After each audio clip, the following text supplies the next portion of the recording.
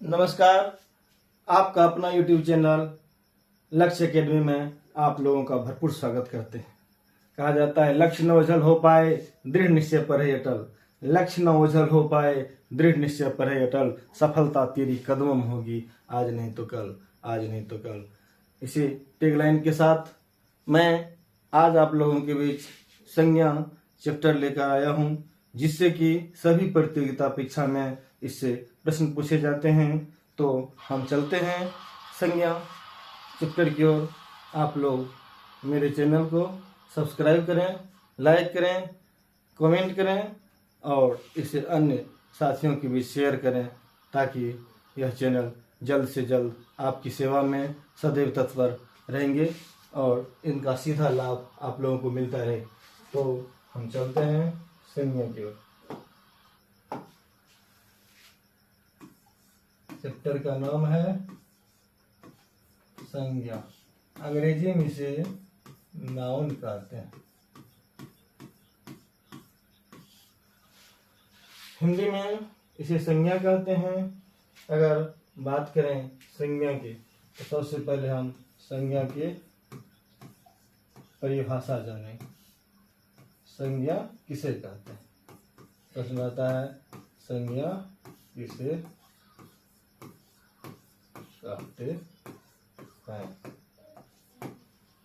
इसका जवाब होगा किसी स्थान, व्यक्ति, वस्तु, जाति या भाव के नाम को संज्ञा कहते हैं। फिर से सुने, किसी व्यक्ति, वस्तु, स्थान, जाति या भाव के नाम को संज्ञा कहते हैं। इसे लिखेंगे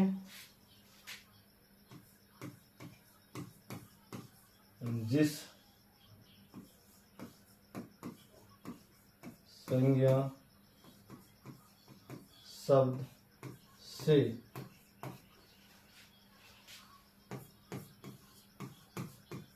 किसी व्यक्ति, वस्तु,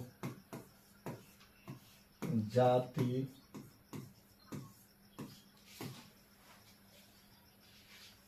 या स्थान, जिस संज्ञा शब्द से किसी व्यक्ति, वस्तु, जाति या स्थान का बोध हो,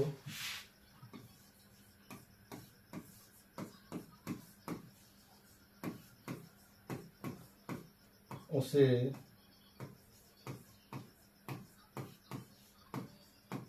संज्ञा कहते हैं। देखिए, जिस संज्ञा शब्द से किसी व्यक्ति, वस्तु, जाति या स्थान का बोध हो, उसे संज्ञा कहते हैं। उदाहरण लेते हैं, जैसे जैसे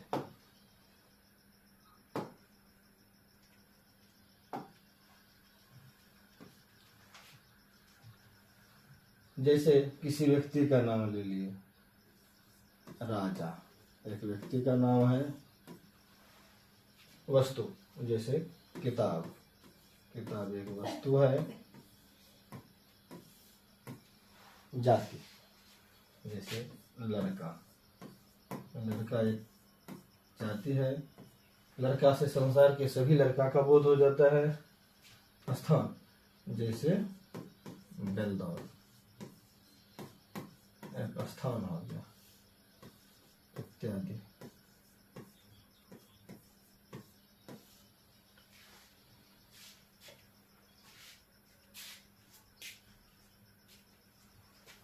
यहाँ हम भाव भी लिख सकते हैं।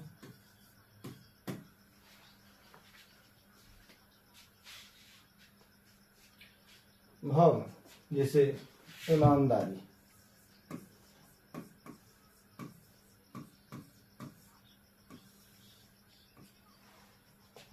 चोरी, ये सब भाववाचक संज्ञा। हम लोग समझ गए, जिस संज्ञा शब्द से किसी व्यक्ति, वस्तु, जाति या स्थान या भाव का बोध हो, उसे संज्ञा कहते हैं। जिस संज्ञा शब्द से किसी व्यक्ति, वस्तु, जाति, स्थान या भाव के बोध हो, जिस संज्ञा शब्द से किसी व्यक्ति, वस्तु, जाति या स्थान या भाव का बोध हो उसे संज्ञा कहते हैं। जैसे राम, किताब, लड़का, बेलदौर, ईमानदारी, चोरी इत्यादि। अब हम चलेंगे संज्ञा के भेद। लेते हैं संज्ञा के भेद।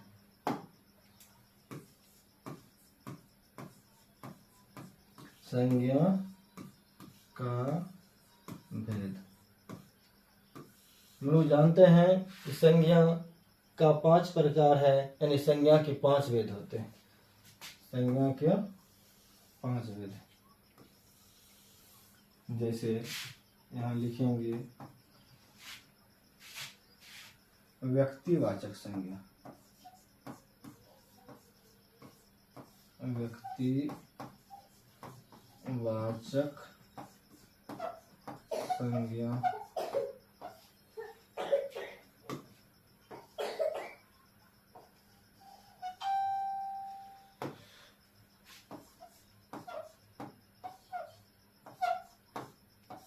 दूसरा लिखेंगे जातिवाचक संज्ञा।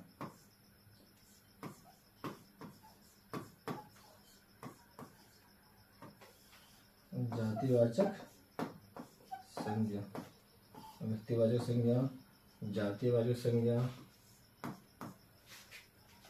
भाववाचक संज्ञा।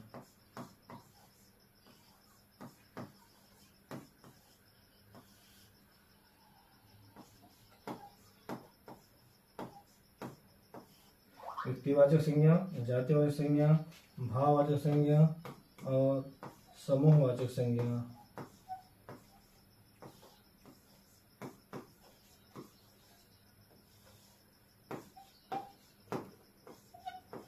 और एक है द्रव्यवाचक संज्ञा। द्रव्यवाचक संज्ञा, द्रव्यवाचक संज्ञा। ये संज्ञा के 5 भेद हुए। परिभाषा समझ गए कि संज्ञा किसे कहते हैं? जिस संज्ञा शब्द से किसी व्यक्ति, वस्तु, जाति, स्थान या भाव का बोध हो उसे संज्ञा कहते हैं। इसके 5 भेद होते हैं: व्यक्तिवाचक संज्ञा, जातिवाचक संज्ञा, भाववाचक संज्ञा, समूहवाचक संज्ञा और द्रव्यवाचक संज्ञा। अब हम एक एक करके इसकी परिभाषा और उदाहरण को जानेंगे। तो अगला प्रश्न देखते हैं। अगला पेज नंबर 1 में लेते हैं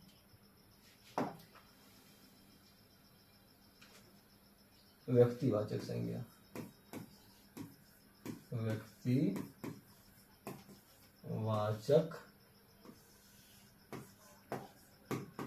संज्ञा, ये नंबर 1 था। इसकी परिभाषा को जानेंगे। व्यक्तिवाचक संज्ञा किसे कहते हैं? इसकी परिभाषा है जिस संज्ञा शब्द से किसी एक व्यक्ति, वस्तु,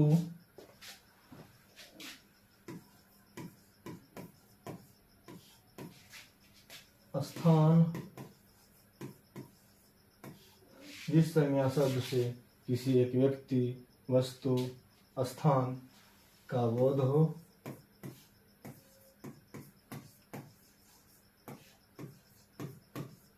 जिस संज्ञा शब्द से किसी एक व्यक्ति, वस्तु, स्थान का बोध हो उसे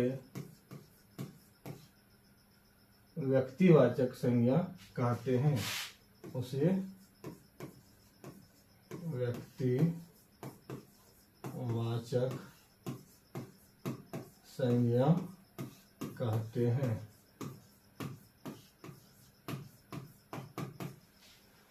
जिस संज्ञा शब्द से किसी एक व्यक्ति, वस्तु, स्थान का बोध हो उसे व्यक्तिवाचक संज्ञा कहते हैं। उदाहरण लेते हैं।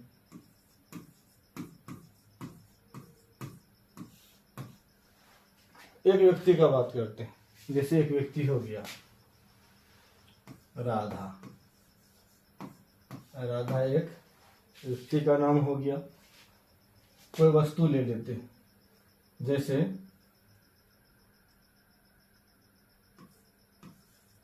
कुर्सी। कुर्सी एक वस्तु हो गया। कोई स्थान ले लेते हैं, जैसे पटना इत्यादि।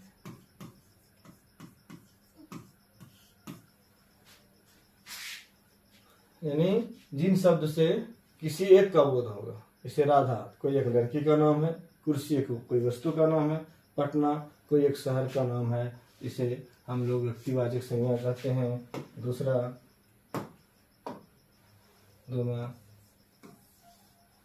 जातिवाचक संज्ञा।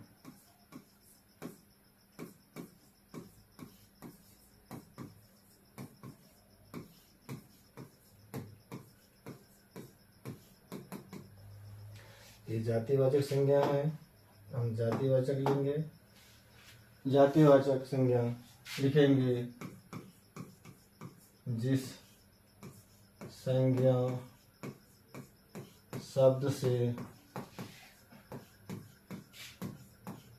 किसी एक व्यक्ति या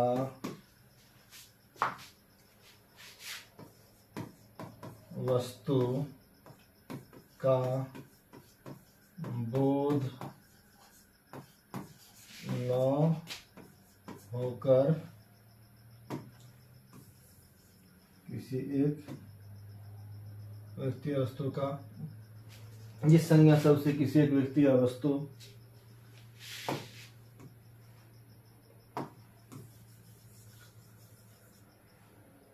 जिस संज्ञा शब्द से किसी एक व्यक्ति या वस्तु का बोध न होकर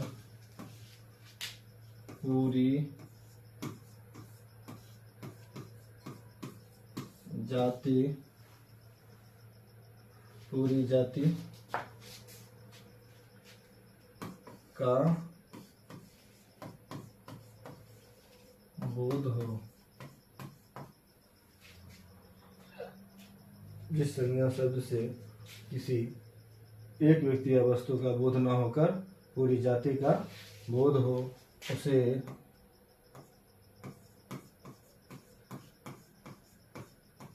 जाति, कभी कभी जाति ऐसे भी लिखी जाती है। कोई एक तरह से लिख लेंगे हम लोग कि जाति कैसे लिखी जाती है, तो ऐसा ही रहने का।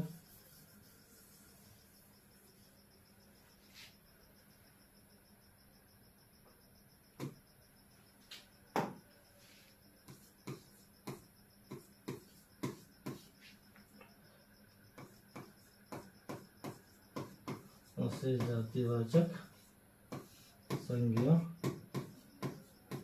कहते हैं।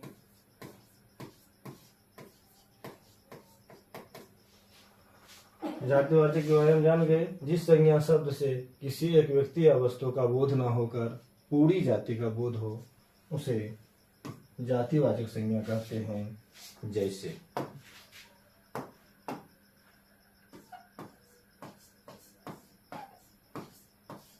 हम लोग बोले नदी। नदी कहने से संसार की तमाम नदी का नाम आ जाता है, अर्थात नदी एक जाति। उसी प्रकार शहर, शहर कह दिए तो दुनिया की तमाम शहर का नाम आ गया, शहर एक जाति हो गया। लड़की, लड़की कहने से लड़की जाति का बोध हो गया। किताब, किताब कहने से संसार की तमाम किताब का बोध होता है, किताब एक जाति हो गया। लड़का, लड़का से तमाम लड़का का बोध हो गया, इत्यादि।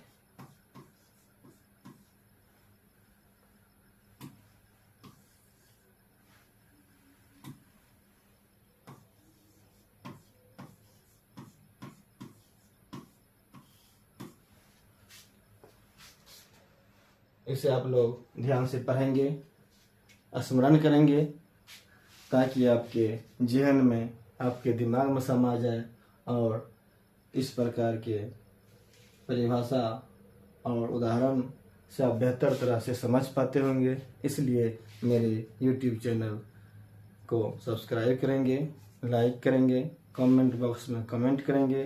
अगर कोई समस्या होगी उसका बेहतरीन ढंग से समाधान किया जाएगा। अब हम आगे बढ़ते हैं। तीसरा है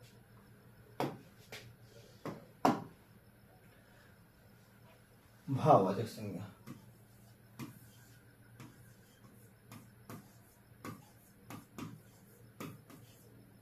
भाववाचक संज्ञा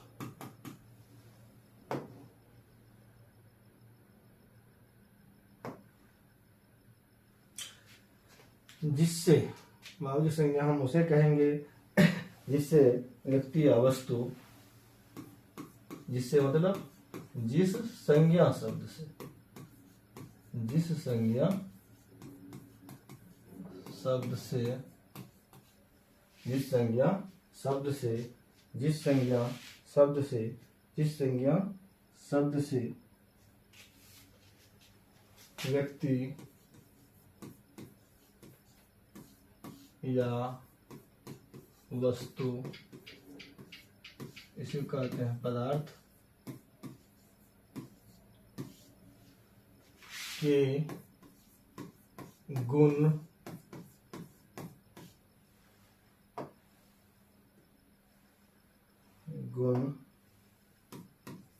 धर्म, स्वभाव, जिस संज्ञा शब्द से व्यक्ति या वस्तु या पदार्थ की गुण धर्म स्वभाव का बोध हो,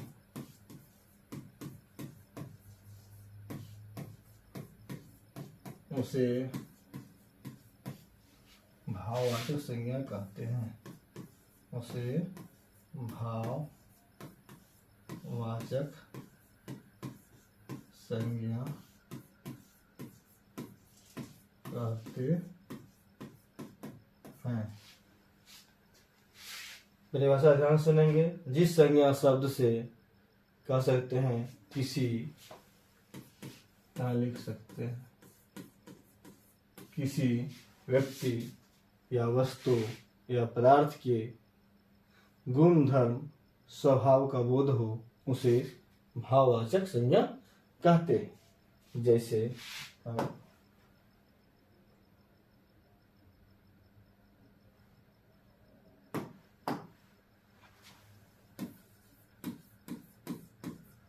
आपको ऐसा कलर स्पष्ट दिखाई पड़ता होगा, जैसे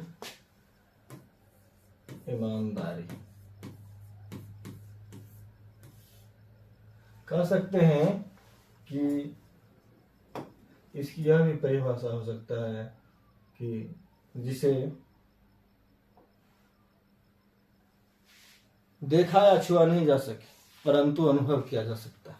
इसे देखा या छुआ नहीं जाता है, सिर्फ अनुभव किया जाता है, उसे भाववाचक संज्ञा कहते हैं। जैसे ईमानदारी, हम देख या छू नहीं सकते हैं लेकिन अनुभव करते हैं कि कोई व्यक्ति ईमानदार है कि बेईमान है।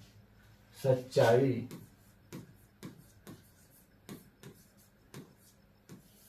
मिठास, मिठास को हम छू नहीं सकते हैं, देख नहीं सकते हैं लेकिन अनुभव कर सकते हैं। कड़वा,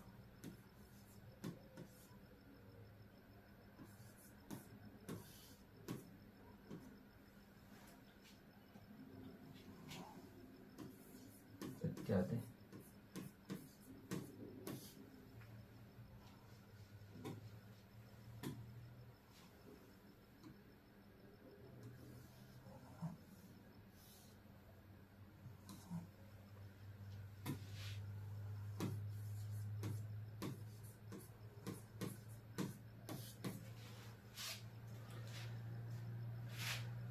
ये बहुत ही महत्वपूर्ण है।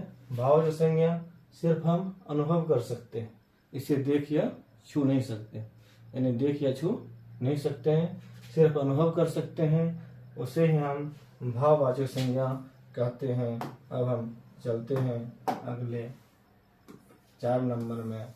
4 नंबर में लिखा है, आप लोग पढ़ लिए, व्यक्तिवाचक, समूहवाचक, भाववाचक, समूहवाचक नहीं पढ़े, व्यक्तिवाचक, जातिवाचक और भाववाचक पढ़े हैं। अब हम लोग पढ़ेंगे समूहवाचक। समूहवाचक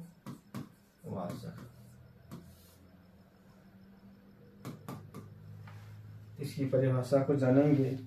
जिस पदार्थों अथवा व्यक्तियों के, यानी जिस संज्ञा शब्द से कह सकते हैं कि जिस संज्ञा शब्द से हम लिख सकते हैं, जिस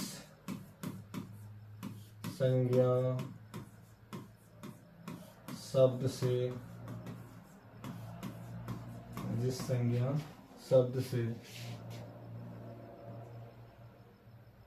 जिस संज्ञा शब्द से समूह अथवा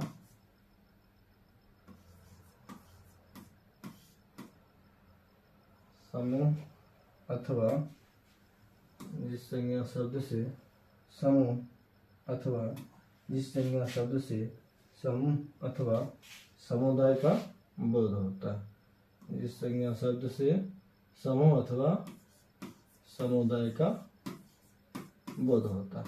ध्यान गए, जिस संज्ञा शब्द से समूह अथवा समुदाय का बोध होता है। फिर से सुने, जिस संज्ञा शब्द से समूह अथवा समुदाय का बोध होता है,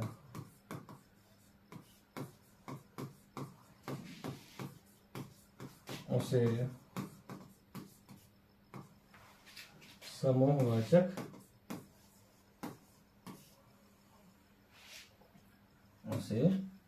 समूहवाचक संज्ञा कहते हैं। उसे समूहवाचक संज्ञा कहते हैं। उसे समूहवाचक संज्ञा कहते हैं। फिर से सुने, समूहवाचक जिस संज्ञा शब्द से समूह अथवा समुदाय का बोध होता है, उसे समूहवाचक संज्ञा कहते हैं। समूह को हम लोग झुंड कहते हैं।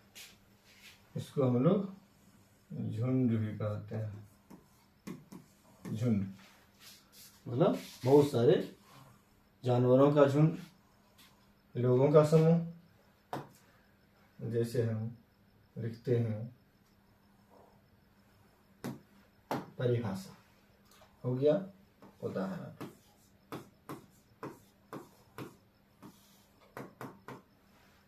सेना। सेना का मतलब सेना में जितना भी सिपाही हैं, हवलदार हैं, कमांडेंट हैं, सुपरिटेंडेंट हैं, उसके अलावा उसमें कैप्टन है, ग्रुप कैप्टन है, सब मिला के सेना कहलाते हैं।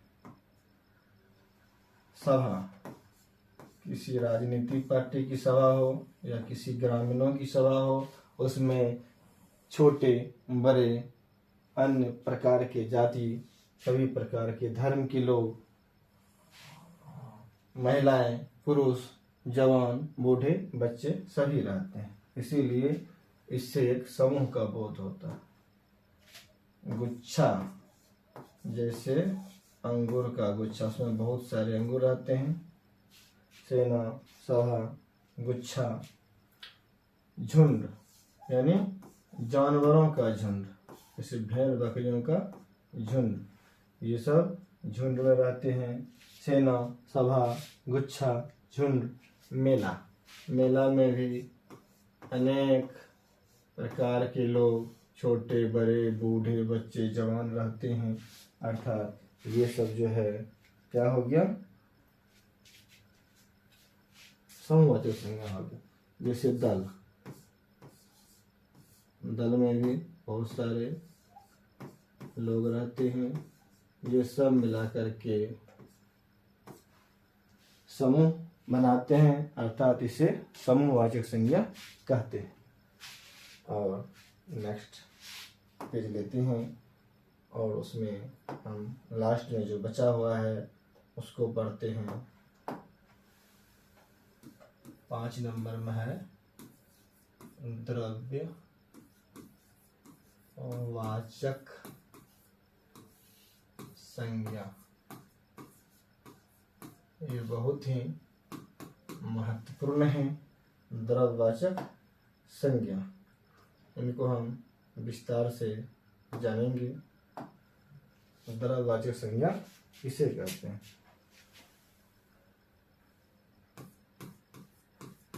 जिस संज्ञा शब्द से जिस संज्ञा शब्द से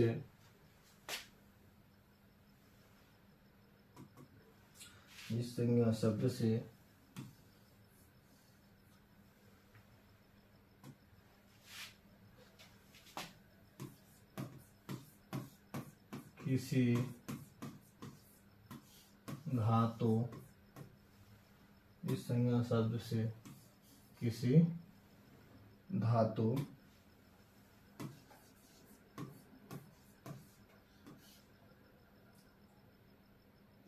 वस्तु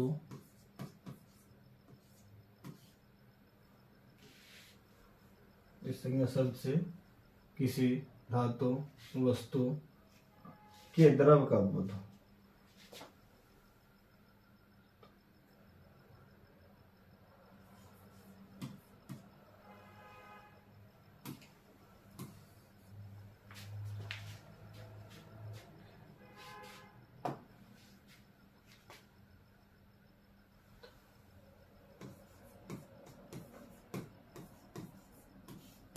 द्रव्य का बोध, या अथवा हम कह सकते हैं, अथवा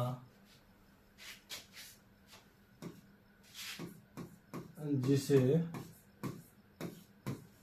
नापा या तौला, जिसे नापा या तौला जाता हो, परंतु जिसे नापा या तौला, इसको इस प्रकार लिख दें और अच्छा होगा।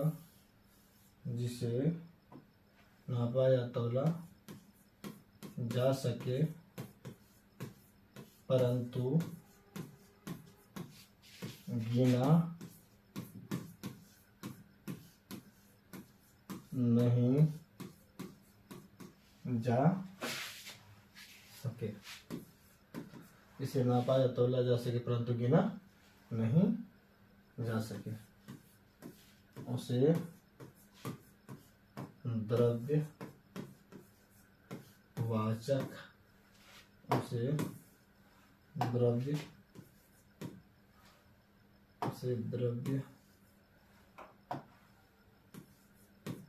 वाचक संज्ञा कहते हैं।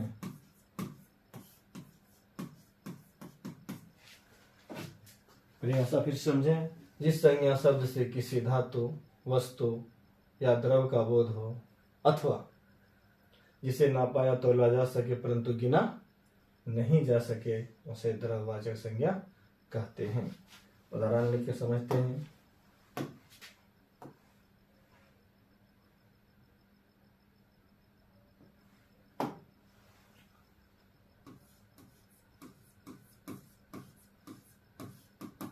जैसे पानी को हम गिन नहीं सकते 1 2 3, इसको नाप सकते हैं 5 केजी पानी, 1 केजी पानी, ये नाप सकते हैं। सोना एक वस्तु है, स्लिप नहीं, गोल्ड। सोना एक वस्तु है, इसको धातु भी कह सकते हैं, ये धातु भी है। सोना को हम गिन नहीं सकते हैं, सिर्फ नाप सकते हैं।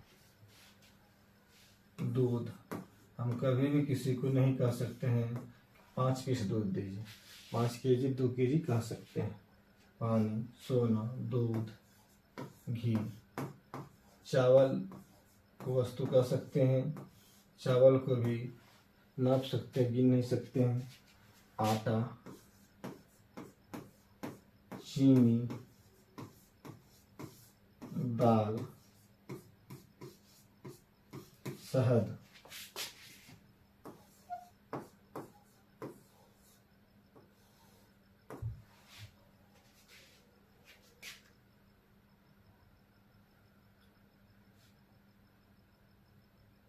तेल,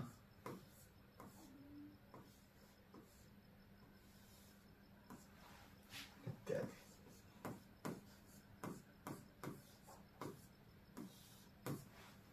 इस प्रकार आज हमने संज्ञा के पांचों भेद को अच्छी तरह से समझा, बुझा, और इसे आप ध्यान से बार बार देखेंगे इस वीडियो को, ताकि आप अच्छी तरह से समझ सकेंगे।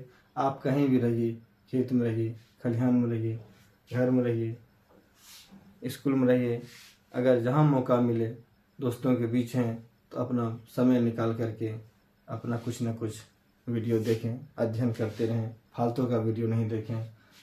हम ऐसे वीडियो देखें जिससे हमें कुछ ज्ञान मिल सके और जीवन में हमें यह सफलता दे सके। तो आज के लिए हम कहना चाहेंगे, आप लोग मेरे YouTube चैनल लक्ष्य एकेडमी को सब्सक्राइब करें। इसका लिंक हम लिख देते हैं। इस चैनल का लिंक है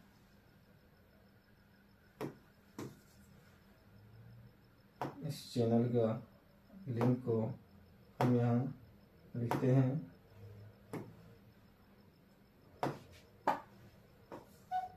@LAKSHYAACADEMY,